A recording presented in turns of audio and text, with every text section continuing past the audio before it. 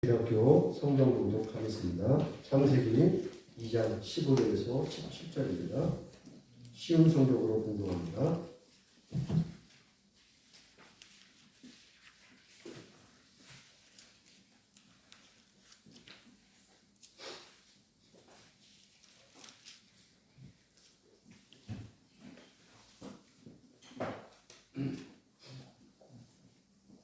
여호와 하나님께서 만드신 사람을 데려다가 에덴 동산에 두시고 그 동산을 돌보고 지키게 하셨습니다. 여호와 하나님께서 그 사람에게 명령하셨습니다.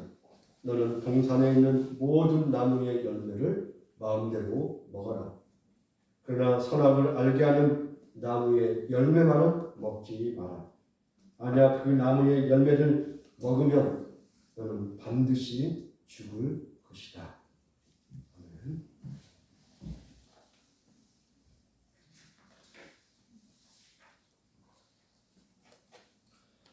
우리 주일학교 지난 설교는 뭔가를 먹어야만 했던 설교겠죠?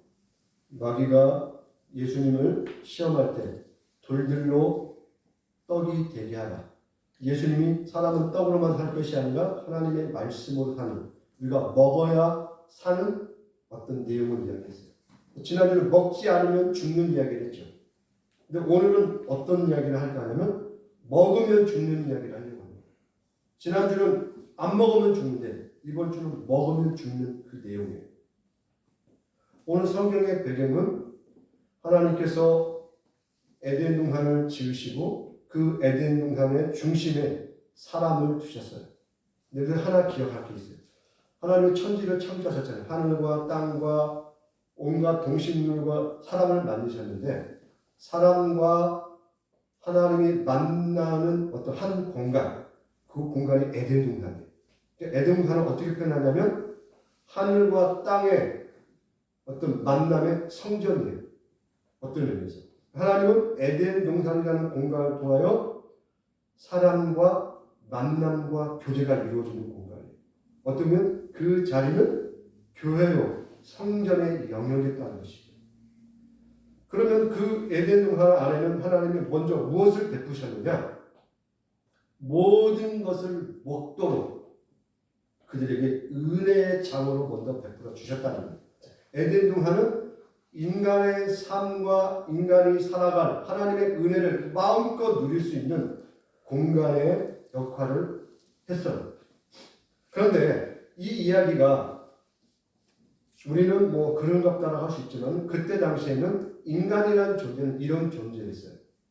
이스라엘이 아닌 이방 나라들은 인간은 신을 위하여 먹을 것을 마련해야 하는 그런 존재였어요.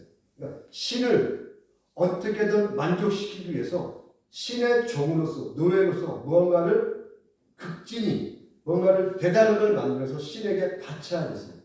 근데 신이 인간을 위하여 인간의 먹거리와 인간의 삶을 지키고 보호하기 위해서 어떤 터전을 만들어줬다는 것은 그 시대의 충격적인 내용이었어요. 신이 사람을 위하여 일을 해? 이거 받아들이지 않는 거였어요. 인간이 신을 위하여 일을 해야만 했어요. 근데 그 신의 대표가 누구였냐? 왕이었어요.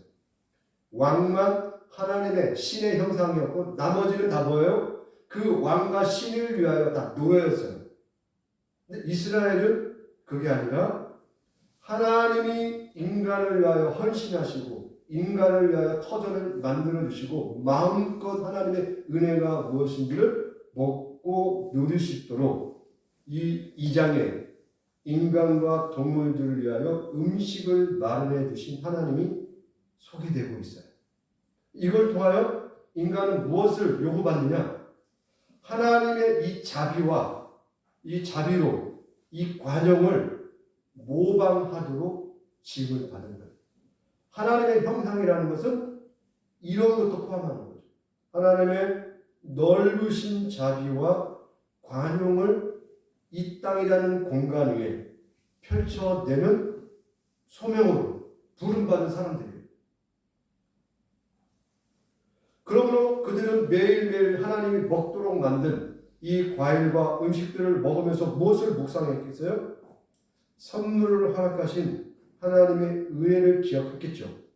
즉 인간은 에덴 동산을 관리하고 다스릴 그 소명이 있는데 이 소명이 바로 이거예요.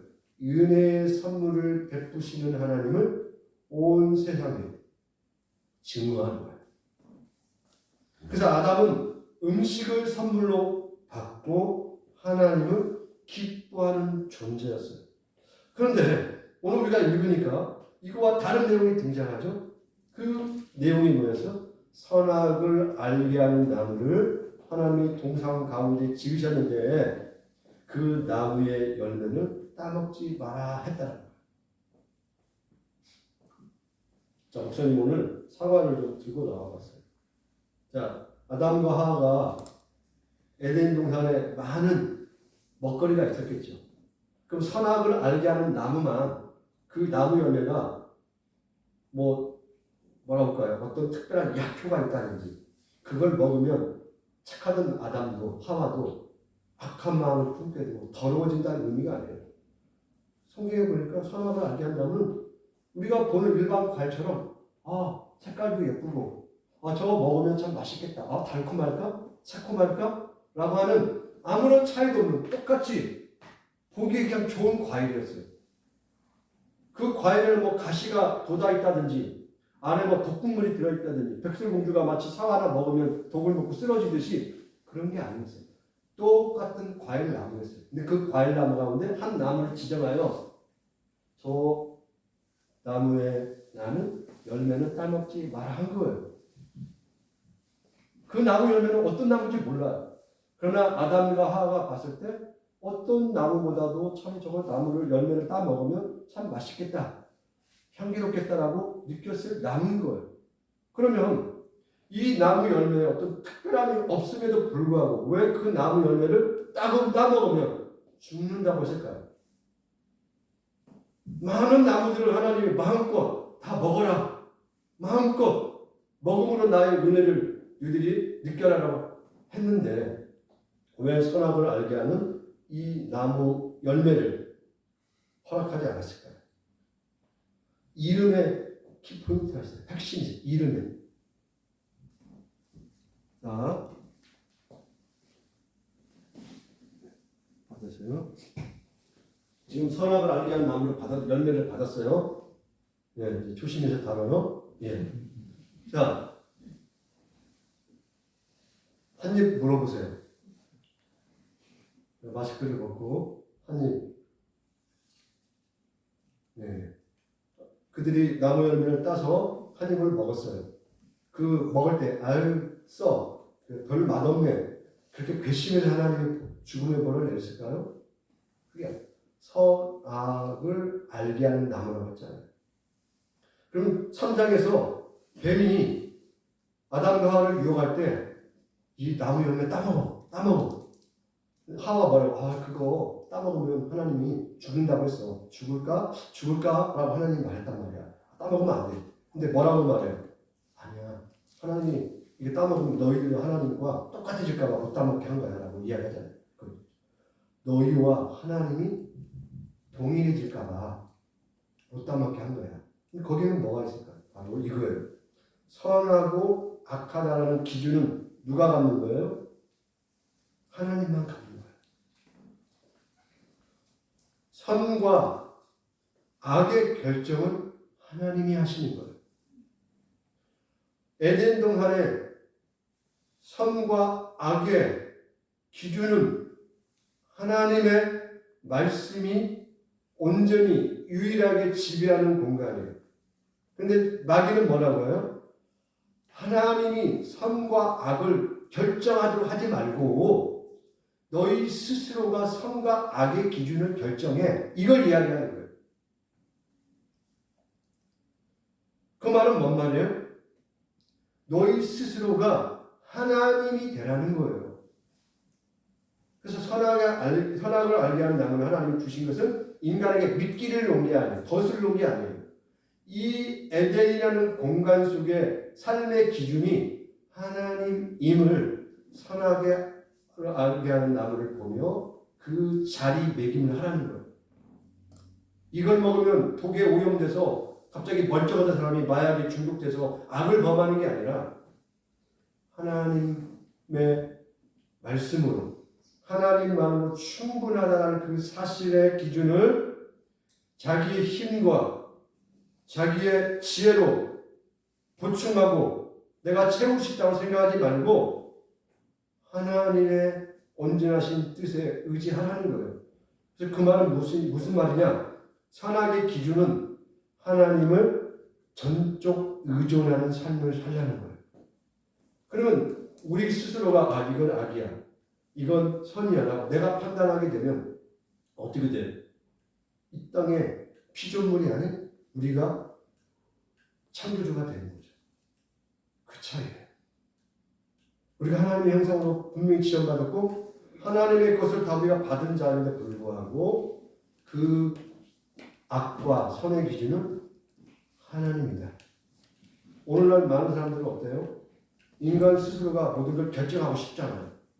그래서 우리 지금 주영이나 또 우리 정연이는 이런 말을 많이 들었을 거예요. 네가 하고 싶은 거 해. 왜냐하면 지금 엄마 아빠들은 어떤 게 답답하냐면 좀 뭔가 하고 싶은 걸 했으면 좋겠어. 근데 안 하려고 그래. 요즘 엄마 아빠들이 봤을 때 좀 뭔가를 좀 하고 싶다는 의지가 있으면 돕고 싶은데 대다수 그래요. 특별히 하고 싶은 게 없어. 답답해 하거든요. 뭔가를 하라는 말을 많이 듣잖아요. 그와 마찬가지로 내가 내 삶의 기준을 내가 정하고 이게 옳은 거야. 내가 판단해서 내가 결정하고 내가 해낼 때 그 스스로가 하나님이 된다는 거죠. 선악을 알게 나무를 먹는다는 것은 내가 하나님이 되겠다는 것과 동일한 메시지가 담겨 있는 거예요. 그래서 인간은 선악을 알게 하는 나무를 따먹으로 말미암아 하나님과 동일하게 그 스스로도 판단의 기준을 가진 거예요. 하나님이 선과 악을 정해줄 필요가 없어. 인간이 선과 악을 정하면 되는 거예요. 그런데 그 결과가 어떻게 나타나요? 죽음으로 나타나는 거예요.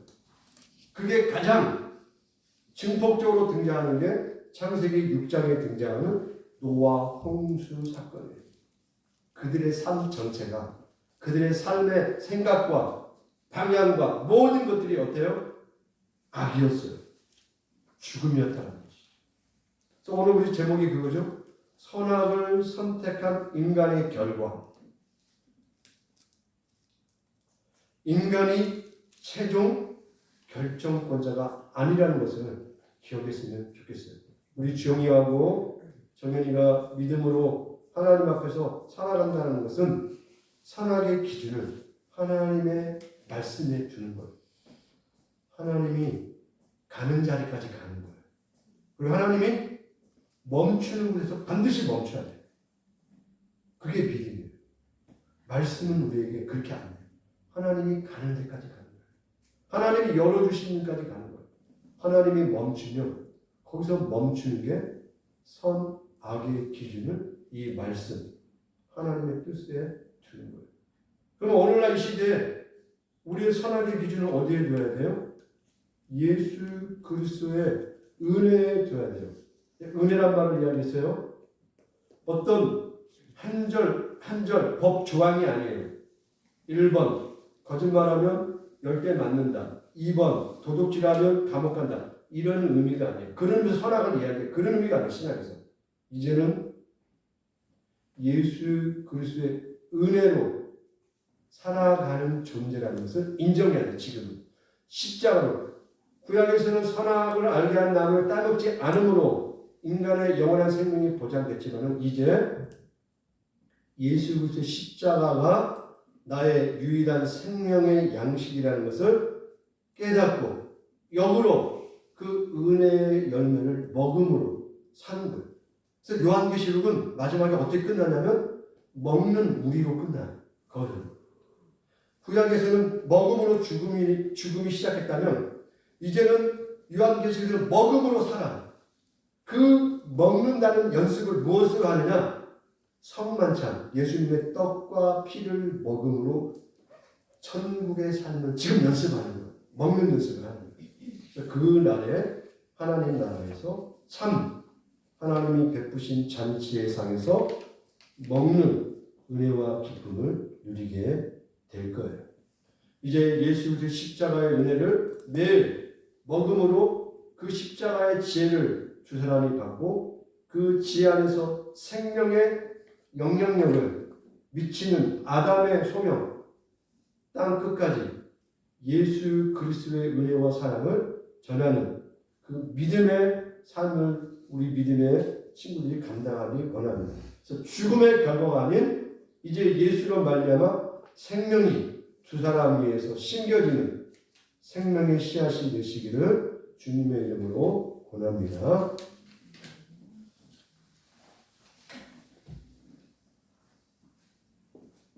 찬송